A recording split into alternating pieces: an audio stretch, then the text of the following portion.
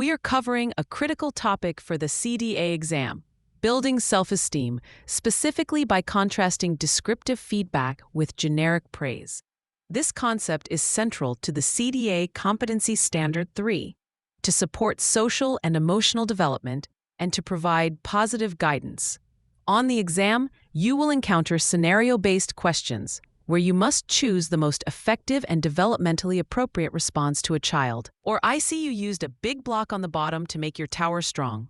This type of feedback names the specific action and helps the child see for themselves what they have accomplished. It builds internal validation, a cornerstone of genuine self-esteem. The CDA exam heavily favors responses that empower children. An exam trap is to choose an answer that sounds positive but is ultimately hollow. "You're such a great builder" is praise of the person, not the process. This can create anxiety in children who then fear not being able to live up to that label. Instead, focus on the effort and the strategy. This fosters a growth mindset. A better response is, "You worked very carefully to balance those blocks." This tells the child that their effort is what matters, a concept that encourages persistence.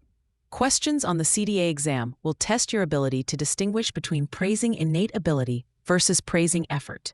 Always choose the option that focuses on the child's process. Another common mistake the exam will test you on is the use of comparisons. You will never see a correct answer that says something like, "Your tower is much taller than Maria's." Comparing children is detrimental to self-esteem and is always considered a poor practice by CDA standards. The goal is to nurture each child's individual sense of self-worth. A higher-level skill is to turn the observation back to the child to encourage self-evaluation. After giving descriptive feedback, you might ask, "What was the hardest part about building your tower?" Or, "What are you most proud of?"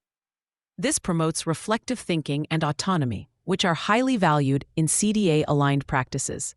So here's your memorable shortcut for the exam. Describe, don't judge when you read the answer choices. Ask yourself if the statement is describing the child's action or if it's applying a label or judgment. The description is almost always the high-scoring answer. Mastering this skill is not just about passing the exam. It's about implementing best practices that genuinely support a child's journey toward becoming a confident and competent individual. For free practice questions, AI-powered explanations, and more exam prep tools, visit openexamprep.com.